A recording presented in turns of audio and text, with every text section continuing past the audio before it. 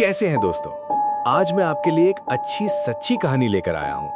आज की कहानी एक ऐसे मुसाफिर की है जो आधी रात को एक सुनसान हाईवे पर बस में सवार हुआ। उसने किसी से बात नहीं की, ना टिकट के पैसे दिए, ना अपनी मंजिल बताई। बस खामोशी से पिछली सीट पर जाकर बैठ गया। लेकिन सबसे ज्यादा डरा देने वाली बात यह थी कि सुबह ड्राइवर को पता चला उस मुसाफिर की मौत तो 20 साल पहले हो चुकी थी। सोचिए, अगर आप रात भर एक ऐसे आदमी के साथ सफर करते रहें जो असल में जिंदा ही ना हो, तो आप पर क्या गुजरेगी? क्या वो सिर्फ एक रूह था या किसी अधूरी कहानी का आखिरी मुसाफिर? तो टाइम जाया किए बगैर चलते हैं अपनी स्टोरी की तरफ। राजस्थान से दिल्ली जाने वाली एक पुरानी प्राइवेट बस हर रात चलती थी। इस बस का ड्राइवर रमेश था। रमेश 45 साल का तजुर्बाकार ड्राइवर था। उसने अंधेरी रातें, तूफानी मौसम और सुनसान हाईवेज सब देखे थे। लेकिन जो वाकया उसके साथ एक सर्द दिसंबर की रात हुआ, उसने उसकी पूरी जिंदगी बदल दी। रात के करीब 1:30 बजे बस जयपुर हाईवे के एक सुनसान हिस्से से गुजर रही थी। बस में मुश्किल से 10-12 पैसेंजर्स थे। ज्यादातर लोग सो चुके थे। बाहर गहरी धुंध छाई हुई थी। हेडलाइट्स मुश्किल से कुछ मीटर आगे तक देख पा रही थी। अचानक रमेश ने रोड के किनारे एक आदमी को खड़ा देखा। सफेद शर्ट, काली पैंट, हाथ में एक पुराना लेदर बैग। वो बिल्कुल सीधा खड़ा था, ना हाथ हिला रहा था, ना लिफ्ट मांग रहा था। कंडक्टर सुरेश ने घबरा कर कहा, भैया, इस जगह रात में कोई नहीं मिलता। लेकिन रमेश ने बस रोक दी। दरवाजा खुला। वो आदमी बिना कुछ कहे बस में चढ़ गया। उसका चेहरा बहुत पीला था, आंखें अजीब हद तक बेजान, और उसके कपड़ों से मिट्टी और पुरानी बारिश की हल्की सी स्मेल आ रही थी। कंडक्टर ने पूछा, टिकट कहां का बनाऊं? आदमी ने धीमी आवाज में सिर्फ इतना कहा, जहां सफर खत्म होता है। यह कहकर वो सीधा बस की आखिरी सीट पर जाकर बैठ गया। उसके बैठते ही बस के अंदर का टेम्परेचर अचानक बहुत ठंडा हो गया। सोने वाले पैसेंजर्स ने कंबल और शॉल और ज्यादा कस लिए। रमेश ने रियर व्यू मिरर में उस आदमी को देखा। वो बिल्कुल सीधा बैठा था, ना पलक झपका रहा था, ना हिल रहा था। सिर्फ अंधेरे में सीधा सामने देख रहा था। रमेश के दिल में एक अजीब सा खौफ उतरने लगा। लेकिन असली हॉरर तो अभी शुरू हुआ था। बस दोबारा हाईवे पर रवां हो गई। इंजन की लगातार घर घर आवाज, वाइपर्स का शीशे पर रिदम और बाहर गहरी फॉग। लेकिन बस के अंदर एक अजीब सी कोल्ड साइलेंस फैल चुकी थी। रमेश बार बार रियर व्यू मिरर में उस मुसाफिर को देख रहा था। मोहित, यही नाम बाद में उसे पता चलना था। वो आखिरी सीट पर बिल्कुल मोशनलेस बैठा था। ना उसने मोबाइल निकाला, ना इधर उधर देखा, ना आंखें झपकाई, जैसे वो सिर्फ इंतजार कर रहा हो। कुछ देर बाद कंडक्टर सुरेश टिकट मशीन लेकर उसके पास गया। 2 मिनट, 5 मिनट, लेकिन सुरेश वापस नहीं आया। रमेश ने मिरर में देखा। सुरेश उस आदमी के सामने खड़ा था, बिल्कुल जम सा गया था, जैसे किसी ट्रांस में हो। रमेश ने जोर से आवाज लगाई, सुरेश।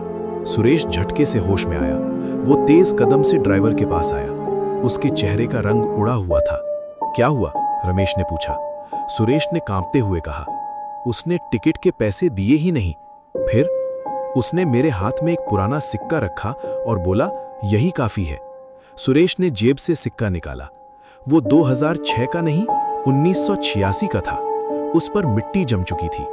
रमेश ने हंसकर बात टालने की कोशिश की, लेकिन उसके दिल में खौफ और गहरा होता जा रहा था।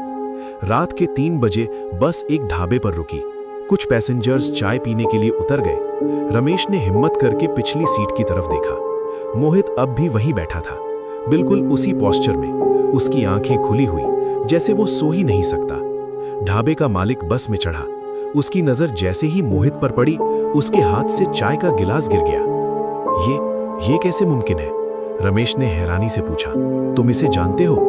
ढाबे वाले के होंठों से मुश्किल से अल्फाज निकले, ये मोहित है। 20 साल पहले इसी हाईवे पर बस एक्सीडेंट में मर गया था। ये सुनते ही रमेश का खून जम गया और उसने धीरे से रियर व्यू मिरर में देखा। मोहित अब सीधा उसी को घूर रहा था। रमेश के हाथ स्टीयरिंग पर जम गए।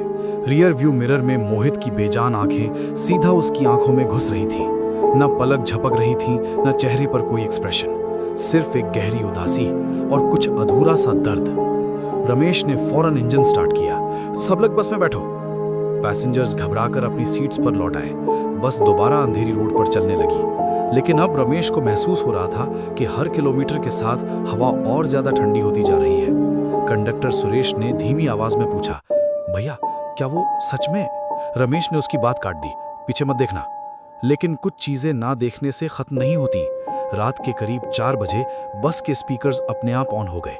स्टैटिक की खराश भरी आवाज पूरी बस में गूंजने लगी, कर्र कर्र। फिर उस नॉइस के बीच से एक हल्की सी फुसफुसाहट सुनाई दी, मुझे घर जाना है। 2-3 पैसेंजर्स चीख उठे। एक औरत ने कुरान की आयत पढ़ना शुरू कर दी। सुरेश के हाथ से टिकट मशीन गिर गई। रमेश का गला सूख गया। तुम चाहते क्या हो? उसने हवा में पूछा। रियर व्यू मिरर में मोहित ने पहली बार अपने होठों को हिलाया। मेरा बैग। रमेश ने देखा कि मोहित के हाथ में जो पुराना लेदर बैग था उस पर मिट्टी के नीचे कुछ सूख चुका खून लगा हुआ था। मोहित की आवाज दोबारा स्पीकर्स में गूंजी, उस एक्सीडेंट के बाद मेरा बैग किसी ने घर नहीं पहुंचाया। रमेश को अचानक ढाबे वाले की बात याद आई। 20 साल पहले इसी रोड पर एक खौफनाक बस एक्सीडेंट हुआ था। कई लोग मर गए थे। मोहित उनमें से एक था और शायद उसकी रूह तब से इस हाईवे पर फंसी हुई थी। बैग में क्या है? रमेश ने पूछा। मोहित ने धीरे से कहा, एक लेटर मेरी माँ के नाम। बस के अंदर फिर गहरी खामोशी छा गई। रमेश ने हिम्मत जुटाकर कहा, मैं तुम्हारा बैग पहुंचा दूंगा। पहली बार मोहित के चेहरे पर हल्का सा सुकून नजर आया। लेकिन उसने एक और बात कही जो रमेश के दिल को हिला गई। सुबह होने से पहले। रमेश का दिल जोर जोर से धड़कने लगा। सुबह होने से पहले मोहित की आवाज अब भी बस के स्पीकर्स में गूंज रही थी, वरना मैं हमेशा इसी सफर में फंसा रहूंगा। रमेश ने रियर व्यू मिरर में देखा। मोहित अब भी आखिरी सीट पर बैठा था, लेकिन उसकी आंखों में पहली बार उम्मीद नजर आ रही थी। रमेश ने पूछा, तुम्हारा घर कहाँ है? मोहित ने धीमी आवाज में एक छोटे से गांव का नाम बताया। वो हाईवे से कुछ किलोमीटर दूर था। रमेश ने बिना देर किए बस का रूट बदल दिया। पैसेंजर्स खौफजदा थे, लेकिन अब सब समझ चुके थे कि यह सफर सिर्फ उनका नहीं था। सुबह के करीब 5 बजे बस गांव के बाहर रुक गई। मोहित ने अपना पुराना लेदर बैग सीट पर छोड़ दिया। फिर वो धीरे से खड़ा हुआ। एक पल के लिए उसने रमेश की तरफ देखा। उसकी बेजान आंखों में अब शुक्रिया था और अगले ही लम्हे वो धुंध की तरह हवा में घुलकर गायब हो गया। बस के अंदर का टेम्परेचर नॉर्मल हो गया। रमेश का जिस्म अब भी कांप रहा था। उसने बैग उठाया और गांव के एक पुराने घर तक पहुंचा। दरवाजा एक बहुत बूढ़ी औरत ने खोला। रमेश ने कहा, यह बैग मोहित का है। बूढ़ी औरत के हाथ कांपने लगे। उसकी आंखों से आंसू बह निकले। मैं 20 साल से इसका इंतजार कर रही थी। बैग के अंदर एक पुराना लेटर था। उसमें लिखा था, माँ, अगर मैं वापस ना आऊं तो ये जान लेना कि मैं आपसे बहुत मोहब्बत करता हूँ। बूढ़ी औरत रोती रही, लेकिन उसके चेहरे पर सुकून था। उसी पल घर के बाहर हल्की सी रोशनी चमकी। रमेश ने मुड़कर देखा। मोहित कुछ दूर खड़ा था।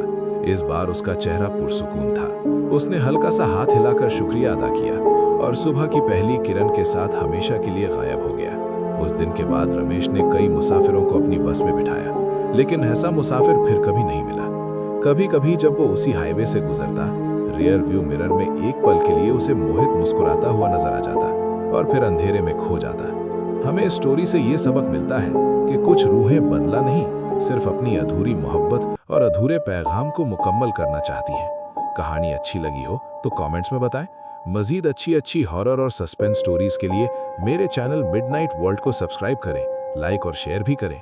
जल्द ही हाजिर होते हैं आपके साथ नेक्स्ट वीडियो में एक नई और खौफनाक कहानी के साथ।